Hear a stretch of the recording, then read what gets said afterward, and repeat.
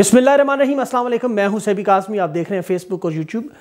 नाज़रीन, शहबाज गिल जो वज़ीर आज़म इमरान खान के तर्जमान, तहरीक इंसाफ के सबसे ज़्यादा आउटस्पोकन, खुलकर बोलने वाले, आपको पता है कारकुन भी हैं, लीडर भी हैं, इन्हें भी गिरफ्तार कर लिया गया। और इसके साथ साथ सोशल मीडिया पर एक बड़ा क्रैकडाउन होने जा रहा है और इमरान खान की गिरफ्तारी भी मुतवक्का है, क्योंकि 13 अगस्त के जलसे को कामयाब ना बनाया जा सके। नौजवानों की एक बड़ी तादाद जो इमरान खान के साथ है, ख़ास तौर पर सोशल मीडिया में जो एक स्ट्रॉन्ग ताकतवर नेटवर्क बन चुका है, इसे ख़त्म किया जाएगा। शहबाज गिल इसकी पहली कड़ी थी। मैं आपको बताता हूँ हुआ क्या, मामला क्या है। शहबाज गिल सोशल मीडिया पर, आपको पता है, PTI के सबसे ज़्यादा बोलने वाले रहनुमाओं में से, मौक़िफ़ बयान करने वाले, और इसीलिए इनकी मुखालफत भी पाकिस्तानी मीडिया में और सियासी जमातों में सबसे ज़्यादा है। सलीम साफ़ी, गरीदा फ़ारूकी, अस्मा शराजी, जावेद चौधरी, हामिद मीर, नजम सेठी, इन सब लोगों को अगर किसी ने काबू किया है तो वो शहबाज गिल है। इसने उन्हें बाकायदा तौर पर इसीलिए पकड़ा गया है। ऐसे ने गिरफ्तार भी इस तरह किया गया कि बाकायदा गाड़ी के शीशे तोड़ेंगे और फिर इमरान खान चौक पर बनी गाला, उन्होंने गाड़ी के शीशे लॉक करके अंदर बैठ के थे। इनके ड्राइवर को बाकायदा मारा गया। फिर 10 गाड़ियाँ बिना नंबर प्लेट के, और मज़े की बात, पुलिस कहती है हमने नहीं उठाए, तो लाजमी सी बात है इन्हें मिलिट्री इंटेलिजेंस ISI उठा के लेगी। मामला क्या हुआ, क्यों आखिर उन्होंने ऐसा क्या कहा, और ARY के साथ इनके साथ क्या ताल्लुक था। एक देखें, अभी लाइव ट्रांसमिशन प्रोग्राम हुआ एक सवाल के जवाब में कि जब अफसरान को कोई हुक्म आता है तो उन्हें क्या करना चाहिए, तो शहबाज गिल कहते हैं ना, सोचना चाहिए कि वो नौकरी ज़रूर कर रहे हैं, लेकिन वो आइन के भी पाबंद हैं, दीन के भी पाबंद हैं, अपने ज़मीर के भी पाबंद हैं, अवाम के भी पाबंद हैं, इनकी नीयत का भी सोचें। दूसरे मानों में मैं इनको अपने अल्फाज में अगर किसी ट्रांसलेशन, ये शहबाज गिल ने नहीं कहा, मेरी तो खैर उनके साथ काफ़ी तो बहस भी हुई है। तर्जमा यह है कि जिस तरह के हालात पैदा किए जा रहे हैं, अपनी आवाम को खुद से दूर ना करें। आपका काम बॉर्डर पर है, आप घर पर क्यों लोगों के छापे मारकर सियासी लोगों को गिरफ्तार कर रहे हैं। ये सारे मामलात जो हैं ये ख़राब हो रहे हैं। इस तरह आप स्वात पर तवज्जो दें, अब मिट्टा पर तवज्जो दें, अब लोअर दीर पर, अपने घर पर, अफगानिस्तान की बाढ़ पर, उधर तवज्जो दें, मशरकी मगरबी सरहदों पर खड़े होकर वहाँ मामलात को ठीक करें। आप बजाय इस वक्त आप वज़ीर ख़जाना भी बने हुए हैं, आप वज़ीर इत्तलात भी बने हुए हैं, आप चीफ इलेक्शन कमिश्नर भी बने हुए हैं, आप चेयरमैन नैब भी बने हुए हैं, आप सुप्रीम कोर्ट के चीफ जस्टिस भी बने हुए हैं, और सबसे बढ़कर आपको उन्होंने अब तो कटोरा भी पकड़ा दिया, आपके गले में डाल दिया कि निकल जाएं आप अरब रियासतों की तरफ, कभी यूरोप की तरफ, कभी इस तरफ, कभी उस तरफ। कुछ छोड़ना नहीं, बल्कि वो खुद अब मिफ्ता कह रहा है कि वो हमें कहते हैं आप किसी और से मांगे जाके। मीडिया मैनेजमेंट छोड़ें, आप अपना काम करें जो चौकीदार का काम है। इस बात पर गुस्सा आ गया। शहबाज गिल को फिर आज गिरफ्तार कर लिया कि जी गद्दारी, ये फ़ौज में तकसीम डलवा रहे हैं।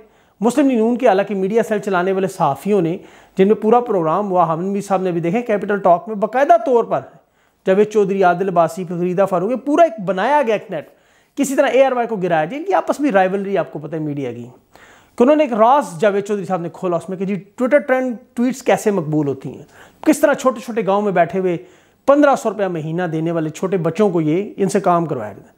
अब सवाल ये पैदा होता है, जिस बच्चे के 50 फॉलोअर भी ना हो, 16 साल का उम्र, उसे आप जियो चैनल पर लगवाकर माफ़ी मंगवा करके अच्छे लगते हैं। अब दुनिया की 5वीं बड़ी फौज है यार, खुदा का खौफ करें। आपका मुराद छोटे बच्चों की ट्वीट से या सोशल मीडिया पर लगाई पोस्टों से गिर जाता है। आप तो बड़ी ताकतवर फौज है, एटॉमिक फौज है। इसी तरह आप ARY को भी बंद कर देते हैं। एक ऐसा इदारा, वाहिद इदारा रह गया पाकिस्तान में जो इमरान खान तहरीक इंसाफ की कॉन्फ्रेंसेज, उनके मामलात, ये तमाम चीज़ें लाइव दिखा देता है, छुपाता नहीं है, जिस तरह बाकियों ने बंद किया हुआ है। तो आप आगे से बजाय, क्योंकि उनकी देखें व्यूअरशिप रिकॉर्ड तोड़ चुकी है, ARY को बंद करवाना, डॉक्टर शहबाज को गिरफ्तार करना, सोशल मीडिया पर क्रैकडाउन करना, तमाम एक्टिविस्ट को पकड़ना, ये सारा बौखलाहट की निशानी। अब डर चुके हैं। तहरीक इंसाफ का भी बहुत बड़ा कसूर है। इमरान खान भी सोचते नहीं है। देखें इस वक्त ये 2/3 मुल्क पर हुकूमत कर रहे हैं। 12 करोड़ और 14 करोड़ के 2 सूबे इनके पास हैं, पंजाब और KP के। बस जितने लोगों पर FIR हैं, पर्चे, उन्हें पकड़े ना, आप गिरफ्तार करें, लाएं उनको सामने। पंजाब और KP के में आप भी जियो और समा की नशरियात बंद कर दें। अब देखें कैसे इनकी चीखें निकलती। अभी देखें इमरान खान और तारिक जमील साहब की तस्वीर आई, उस पर कितना मजाक उड़ाया गया। हालांकि चीन के मीडिया ने इस ट्विटर को, एक वो ID थी जोकर के नाम से, उस बंदे ने ट्वीट की, चीनी गवर्नमेंट के ऑफिशियल ने उसकी ट्वीट देखी और तस्वीर अपने ट्विटर से सरकारी पोस्ट कर दी, और साथ उसने लिख दिया CR, मतलब क्रेडिट। जब आप किसी की चीज़ उठाते हैं तो उन्हें क्रेडिट दे देते हैं।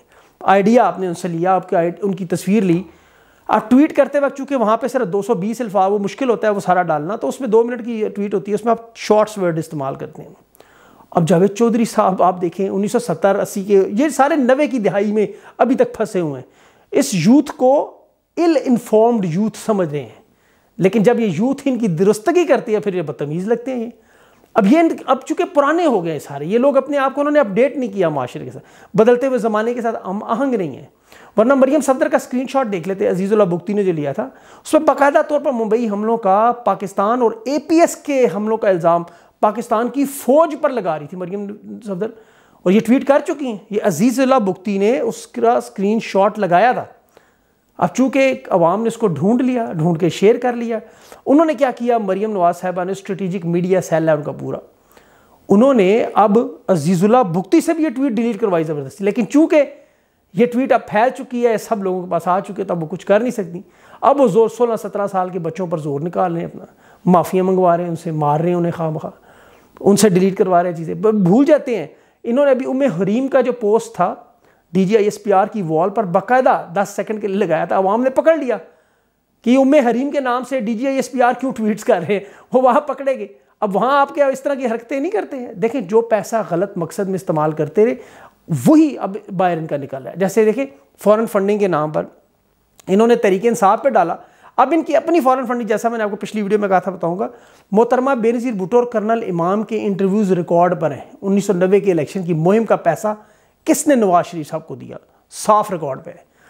دوسرا 1996 میں الیکشن میں نواز شریف صاحب نے جو ہیلی کاپٹر اور لینڈ کروزر گاڑیاں استعمال کیں جو بعد میں 1999 میں جنرل مشرف نے ضبط کر لیں، تو حکومت قطر نے خط لکھا یہ ہماری ملکیت میں، اور جنرل مشرف کو واپس قطر بھیجنا پڑی۔ کیوں دی گئیں وہ گاڑیاں؟ پھر 2000 میں امریکی صدر بل کلنٹن کے کہنے پر سعودی حکومت شریف خاندان کو جدہ کے ایک محل میں لے گی، وہاں پر بنا ایک پیسہ لگائے وہ کئی سال رہے۔ پھر 2006 میں جنرل مشرف کو شاہ عبداللہ نے لندن میں ایک جائیداد اور ابوظہبی کے شیخ زید نے دبئی میں ایک جائیداد گفٹ کی، جس کا اقرار خود جنرل مشرف نے کیا، میرے دوست ہیں مجھے دے رہے ہیں۔ اچھا 2007 میں دبئی ایئرپورٹ پر مولانا فضل الرحمان صاحب کو ایک بریف کیس سمیت گرفتار کیا گیا تھا کہ وہ لیبیا سے آ رہے تھے، اور کرنل قذافی نے اس وقت اسے ڈالروں سے بھرا ہوا یہ اٹیچی کیس گفٹ دیا تھا۔ چند گھنٹوں کے اندر ہی جنرل مشرف نے پھر دبئی کے شاہ کو فون کر کے مولانا صاحب کو کراچی منگوایا، وہاں یہ پکڑا گئے تھے مولانا صاحب۔ پھر کچھ عرصے بعد 2017 میں مریم نواز صاحبہ نے سپریم کورٹ میں ایک عرب شہزادے شیخ جاسم کا خط پیش کیا جو قطر کی ایمبیسی سے جاری ہوا، جس میں اس نے باقاعدہ طور پر لکھا کہ میں نے لندن کے فلیٹ اور ایک بلٹ پروف گاڑی BMW مریم نواز صاحبہ کو تحفہ دیا ہے۔ اب یہ وہی شیخ جاسم ہے جو ریڈکو والے سیف الرحمان کا قطر میں کفیل بھی تھا، اور سیف الرحمان جو ہے وہ مریم صاحبہ کا قریبی رشتہ دار بھی ہے۔ اب دیکھیں 2019 میں پھر ISI نے لاہور کی ایک عمارت پر چھاپا مارا جہاں 150 برانڈ نیو لینڈ کروزر گاڑیاں کھڑی تھی، بعد میں پتہ چلی یہ ہمارا سیف الرحمان کی تھی، اور یہ گاڑیاں مریم نواز صاحبہ کے استعمال میں رہیں۔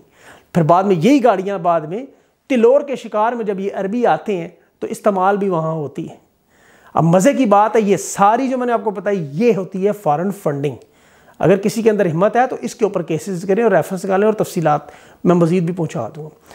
لیکن انہیں شرم آنی چاہیے، اگست کا مہینہ، آزادی کا مہینہ، محرم کے یان، اور آج 10 محرم، قید و بند صرف یزید نے آج کے دن کی تھی، آزاد نہیں کیا۔ لوگوں کو دیکھیں اس کی بھی فوج بڑی طاقتور تھی، لیکن اس کا انجام بھی یاد رکھیں۔